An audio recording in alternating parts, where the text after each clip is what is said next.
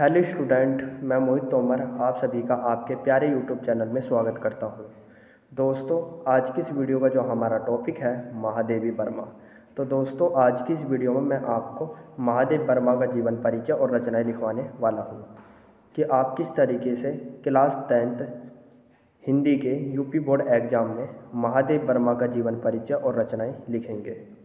तो दोस्तों, वीडियो शुरू करने से पहले आप सभी से रिक्वेस्ट है, यदि आपने अभी तक हमारे प्यारे यूट्यूब चैनल को सब्सक्राइब नहीं किया है, सब्सक्राइब कर दीजिए और उसके आगे की बेल आइकन घंटी भी प्रेस कर दीजिए, ताकि दोस्तों जब भी मैं नई वीडियो अपलोड करूं उस वीडियो की नोटिफिकेशन आपको सबसे पहले मिल सके। तो शुरू करते हैं दोस्तों आज की इस वीडियो को।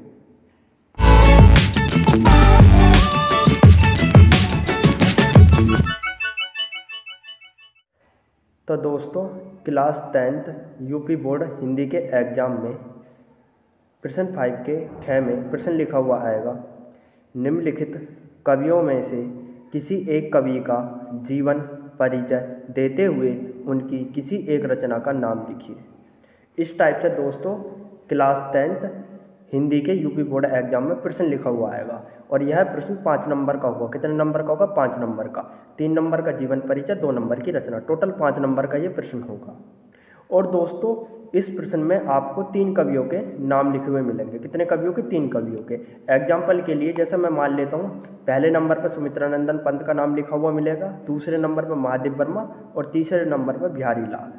अब इन तीनों में से आपको एक कवि का जीवन परिचय और रचनाएं लिखनी है।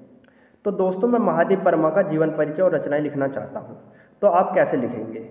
तो दोस्तों, आपको कुछ नहीं करना, आपको हेडिंग डालनी है महादेव वर्मा। क्या हेडिंग डालनी है दोस्तों? महादेव वर्मा। ठीक है। जब आप दोस्तों महादेव वर्मा हेडिंग डाल लें, इसके बाद दोस्तों आपको पहली हेडिंग डालनी है जीवन परिचय। क्या हेडिंग डालनी है दोस्तों? जीवन परिचय। तो दोस्तों पहले हम महादेव वर्मा का जीवन परिचय लिखेंगे। तो दोस्तों आपको जीवन परिचय हेडिंग में लिखना है, महादेवी वर्मा का जन्म सन 1907 ईस्वी में फर्रुखाबाद नगर में होली के दिन हुआ था। इनके पिता का नाम श्री गोविंद साहेब वर्मा और माता का नाम हेमरानी था। केवल 9 वर्ष की अवस्था में ही इनका विवाह रूपनारायण सिंह के साथ हो गया।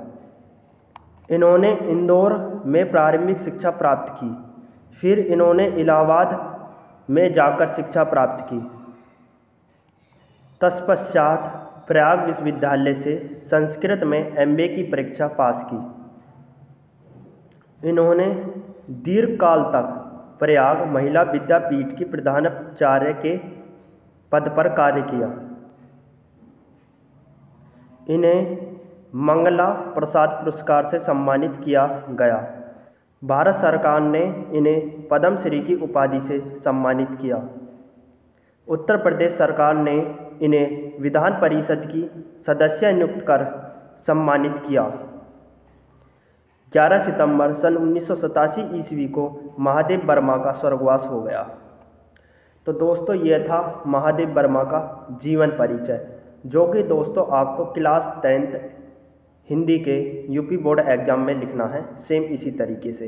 यदि महादेव वर्मा का जीवन परिचय आपको लिखने को आता है और रचनाएं लिखने को आती हैं, तो आपको जीवन परिचय सेम इसी तरीके से लिखना है।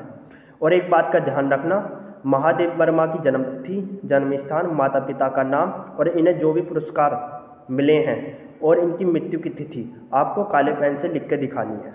ठीक है। जो महत्वपूर्ण बातें हैं, जो इम्पोर्टेंट बातें हैं महादेव वर्मा की, वो आपको काले पेन से हेडलाइन करके दिखानी है, ताकि जो भी एग्जामिनर आपकी कॉपी चेक करे उसे साफ साफ दिख जाए कि महादेव वर्मा की जन्मतिथि यहाँ है, जन्म स्थान यहाँ है, माता पिता का नाम यहाँ है, इन्हें कौन कौन से पुरस्कार से सम्मानित किया गया था, ये चीज़ें इस स्टूडेंट ने यहाँ लिखी हैं, इनकी मृत्यु की तिथि यहाँ लिखी हुई है। ठीक है ना। इसलिए आपको जो महत्वपूर्ण बातें महादेव वर्मा की वो काले पेन से हेडलाइन करके आपको दिखानी है। इसके बाद दोस्तों आपको हेडिंग डालनी है रचनाएं। क्या हेडिंग डालनी है दोस्तों? रचनाएं। अब दोस्तों आपको महादेव वर्मा की रचनाएं लिखनी है जो कि उन्होंने अपने जीवन में लिखी थी। तो दोस्तों मैंने पहली हेडिंग डाली है रचनाएं। क्या हेडिंग डाली है? रचनाएं। अब दोस्तों महादेव वर्मा की रचनाएं कौन कौन सी हैं? निहार, निर्जा, दीपशिखा और यमा आदि। तो दोस्तों ये महादेव वर्मा की लिखी हुई रचनाएं हैं जो कि उन्होंने अपने जीवन में लिखी थी। दोस्तों मैंने आपको बताया था और प्रश्न में भी लिखा था कि आपको केवल एक ही रचना का नाम लिखना है, और यहाँ मैंने 3-4 रचनाओं के नाम लिख रखे हैं। तो दोस्तों मैंने 3-4 रचनाओं के नाम इसलिए लिखे हैं ताकि आपको ज़्यादा से ज़्यादा रचनाएं याद हो सके, और जौन सी रचना आपको इसमें से अच्छे से याद हो जाए उस रचना का नाम आप क्लास 10th हिंदी के यूपी बोर्ड एग्ज़ाम में लिख सकें। आपको केवल हिंदी के यूपी बोर्ड एग्ज़ाम में एक ही रचना का नाम लिखना है।